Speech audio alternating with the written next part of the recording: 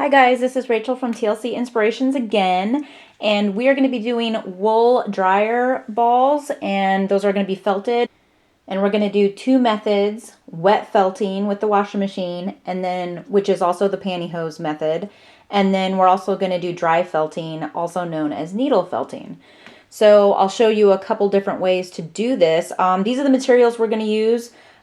This is regular 100% wool yarn. This is wool roving, so this is not spun yet.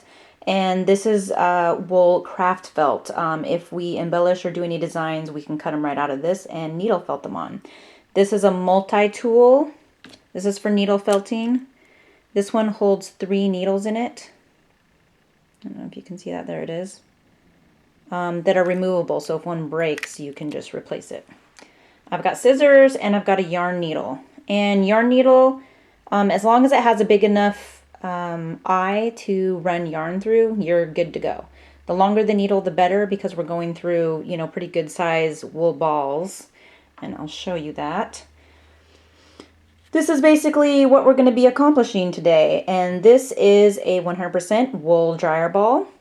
And this is made with yarn, not with the roving. So you want it to get felted enough to where you can barely even tell the yarns apart. It'll start to blend really well. The wool roving will actually felt better than the yarn because this is wrapped tightly and making it dense. Therefore, it's hard for the fibers, since they're all going the same direction, to really felt as, you know, completely gone.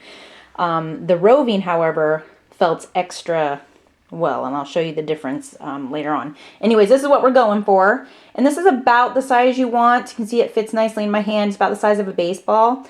If you do roving, you'll have to adjust what you wrap, and I'll show you that too, because shrinkage will be an issue. You are also going to need an old stocking, or even pantyhose. You can cut the legs off the pantyhose and those will work fine too. I have an old stocking that I've been reusing. You can see all the little wool fibers sticking on there. But this is what I like to use. So it's nice and sturdy. It's a little thicker. The fibers don't get through as much as they do on the real thin pantyhose. But either one will work just fine.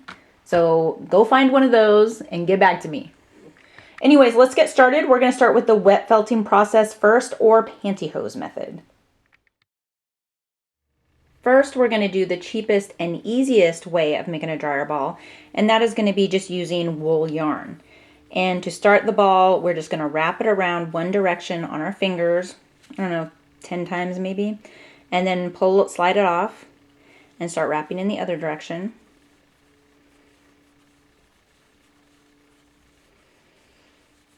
And when it's small like this, it is a little bit tricky to hold on to. What we'll start doing is diagonally going around a little bit at a time until we get a nice spherical shape forming. And you'll see where your valleys are that you need to fill as you go. And we just keep going until we have it the size that we want.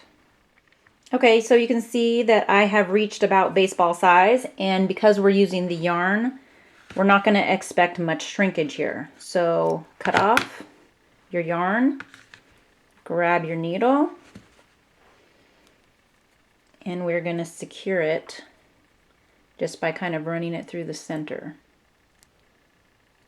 Oops.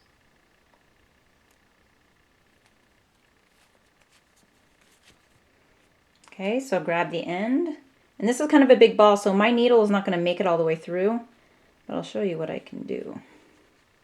Oh wait, there's the little tip right there, you see it? Once you see it, this is a very easy way to poke yourself, so be careful, is I press it against a hard surface, and then it will poke out the top. So you see that? And if you have to, grab pliers. I can usually work it through without hurting myself. Okay, so now you've tightened that up, pulled that through. You're going to take your scissors, cut down to the surface. This ball is ready to put in a stocking, so that's what we're going to do.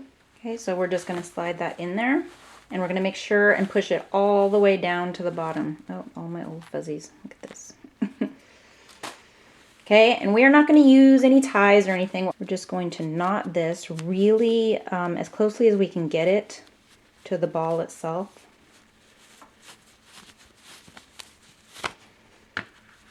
We're just going to push that up against it. And there it is. Okay. So this is going to go, I'm going to put a few more in here and show you different versions of this ball. But this is going to, once I'm done, once I have this loaded with like probably 3 balls, we're going to put it in a hot washing machine with detergent and with something to agitate it. Usually I use blue jeans. It doesn't collect lint and won't put any lint on anything else. So it's just, I've just gotten the habit of doing that. Some people use towels, but I'm just not a fan of that. And then you're going to put it in a hot dryer on the hottest setting. And if you have to run it through this process more than once, that's okay. You're going to, check, see if it's felted. If it's not, throw it back in, start over, basically. But make sure you're on the hottest setting for both water and the dryer, because that is what is going to help the felting process. We're going to do pretty much the same thing, only we're going to use roving. So however your roving is packaged, stretch it out and you can tear it into pieces. Some of mine is very thin and a little easier, but I'm actually going to separate this out a little bit. This is kind of large. Do mine in 2 long pieces. Okay, so what you're going to do is basically the same thing, but it's going to be naturally just kind of looser because it's just not going to have the density that the yarn does. And we're just going to roll it, try and keep it kind of somewhat circular if you can. Now, when you do the roving, the one thing you have to keep in mind is because it is, we're rolling it kind of loosely, it allows for air inside. And so you have to allow for shrinkage on this one. So we are going to wrap this one a little bigger. We're going to try and cross our roving like over itself because it will felt better that way. A little bigger. So I'm going to use all my yellow. Don't you love this color? I love this color.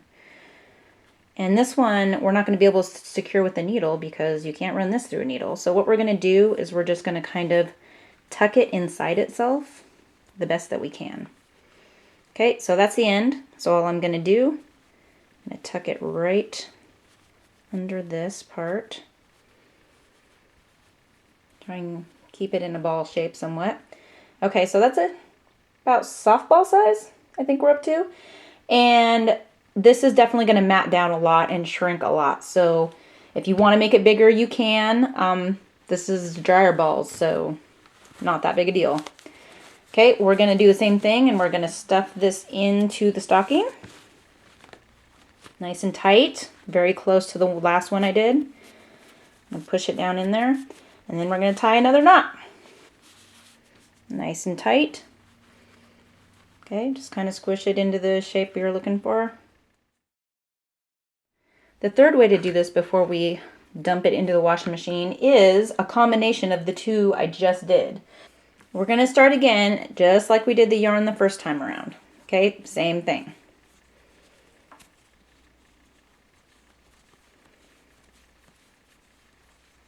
The yarn is going to end up being the foundation for a roving layer. So it's not going to show. So you can use any color yarn that you want as long as it's wool. This is a good way to get rid of that old ugly wool that you stopped using a long time ago. I don't know if you have wool like that, but I do. I have like some old fisherman's wool and stuff like that that would be perfect for this because it's inexpensive, it's brown. All right. I ran out of yarn on this one early. You can see it's pretty small, so I am going to secure it and then I'm gonna finish off with some other yarn. Okay, so now it's orange because I used some leftover stuff. We're going to cut off the end and do what we've been doing.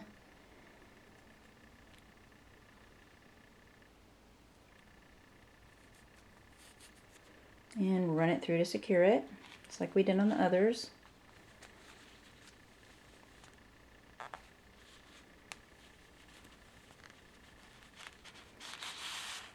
Just like that. Cut it off. Okay, so that's a good size, but we are going to wrap a nice layer of roving over it. Why? Because it felts better. Why use the yarn as a base? Because it's cheaper. You can use old stuff, not a big deal. And we get a nicer outcome if we wrap it in roving. I'm matching up the roving, that way I don't have to worry about it showing through. But if you have an orange like this and say you want to use white or black roving or something where you're afraid this will show through, then use just a thicker layer and make sure you're watching as you go and you'll know where to cover. It's pretty good. It blends pretty well. Okay, so I'm just going to do a nice wrap around here. And I'm going to go one direction and then I'm going to go the other direction. And I'm going to wrap it a little snugger than I did last time.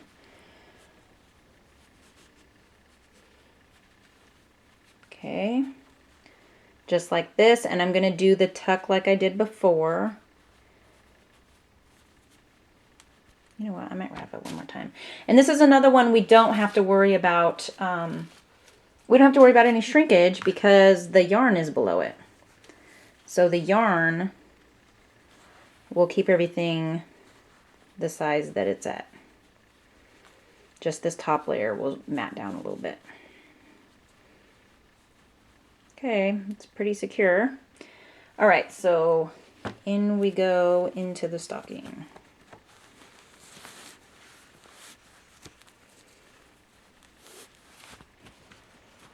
And these ones don't always mat exactly perfectly, but they're dryer balls, so don't get your stockings in a bunch. Okay, we're gonna knot it. So these are the three that we have. Again, it's going in a hot washer with a little bit of detergent and jeans for agitation. So I'll show you what I have when it comes out. Okay, this is out of the dryer. I don't think it's all the way dry, but you can see how the wool shoots through just a little bit. Not too bad, but when you take it out, you're going to have to kind of peel it.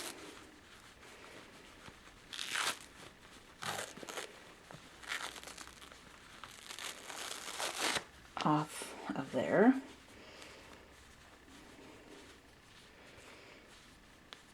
Mine's still a little damp, so I'm just kind of shaping it as I bring it out. This is the one that was wound with yarn and then layered in roving. So you can see, give you a nice close up here, you can see how well that felts down. It's just beautiful. I love it. Okay, done. And you can see also that's how big it is. I don't know, do I have normal size hands? Maybe I do.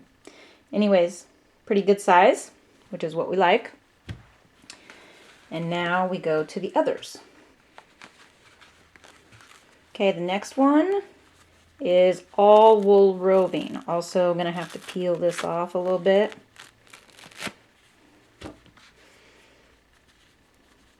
Okay, actually not too bad. By the way, I've only run mine through one time. Normally I would run through at least twice.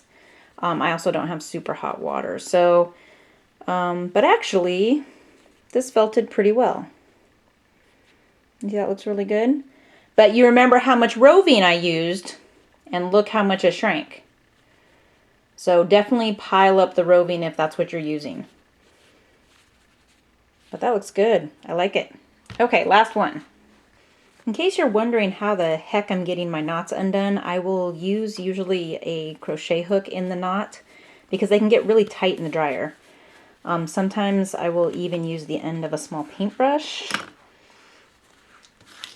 Pencils are too big. Okay, so again, this first nice big one was the yarn with the roving overlaid on top.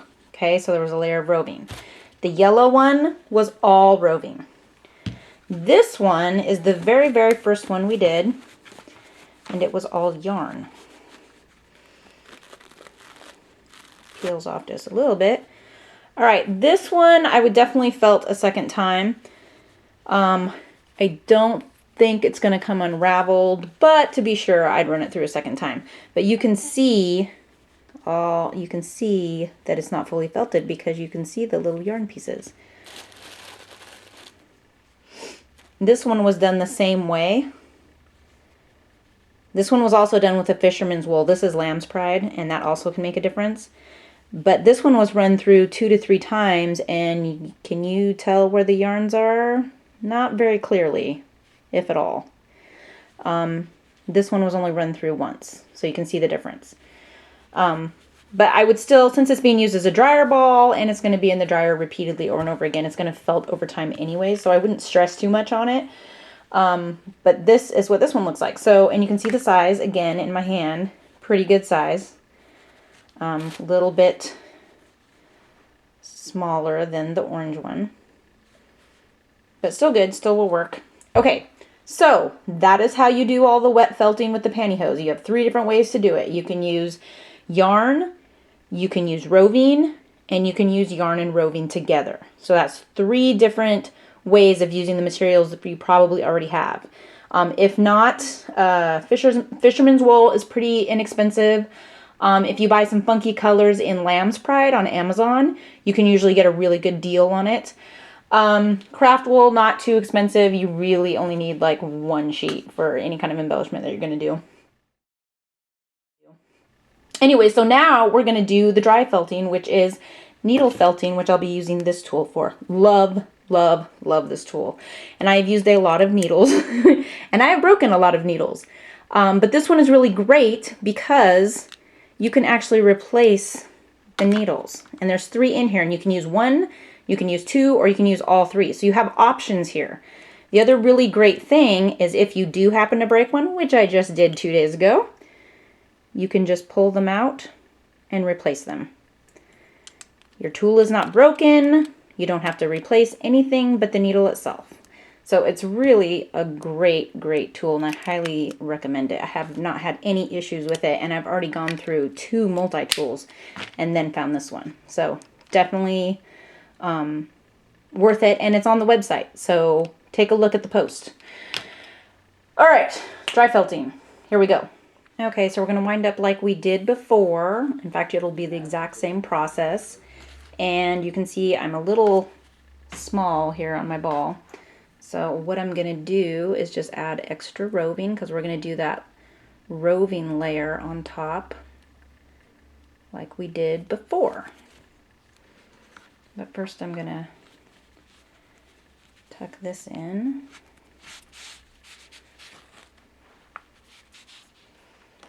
Okay, so that's secure. Okay, so I'm going to use the yellow roving on here.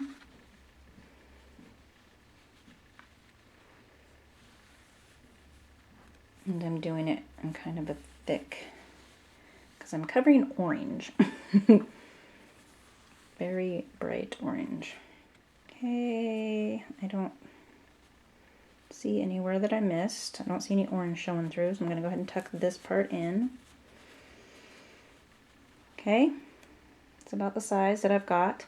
This is going to mat down, but the yarn underneath is not. Now what we're going to do is take this tool and we're going to needle felt this sucker. And you can first go around and kind of tack it in specific areas so you don't pull things apart. But you want to keep your needle straight. You want to keep your fingers out of the way. And if you do see a spot where your yarn underneath is showing through, just, you know, kind of slide pieces over and cover up, or you can add more of the roving. But we're going to felt this until it's nice and smooth. Okay, this is after exactly 5 minutes of needle felting. So you can see that we get somewhere pretty fast. So I'm going to keep felting until this is nice and smooth, but you can see it's starting to mat down, and I'm keeping it pretty round. As it smooths out, it will start looking really good. Okay, this is after another 5 minutes, and you can see that the fibers are melding together really well. Since this is going to be a dryer ball, I'm not going to work on it anymore, even though normally I'd probably felt it another 5 to 7 minutes. and get a nice smooth surface. But because it's a dryer ball and it's going to be tossed in the nice hot dryer, it's going to felt the rest of the way on its own. So now if you want to go ahead and embellish with needle felting, you can just use pieces of craft felt like this, and you just cut out your little pieces and you needle felt them in place. But please make sure you don't over felt them, because they will get really tight and really hard and the fibers will really get sucked into the ball. But you can see, look what I did since it's Halloween. Jack Skellington, super fun. Nicely felted in there, nice close-up. And that one's my favorite, but I also did a jack-o'-lantern.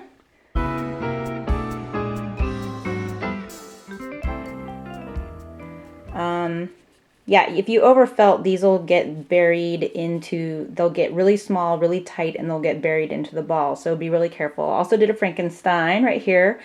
But you can do anything, or you can do nothing. But once you're done and you're ready to throw them in the dryer, if you want to really have fresh smelling laundry, then take a dab of pure essential oil of whatever kind, lavender, lang lang, whatever scent that you really like, and just put one drop on the ball and then toss it in the dryer. This is a really great gift. You could do a set for somebody for Christmas or birthdays or whatever. And it's really great because not only does it save you money because you don't have to use dryer sheets anymore, it's also a lot healthier for you because dryer sheets can be really toxic, you know, especially people with sensitive skin, things like that. So this is a really great deal, and these are going to last you months. Anyways, that's all I got for you, and thank you so much for watching. I'll catch you on the next video.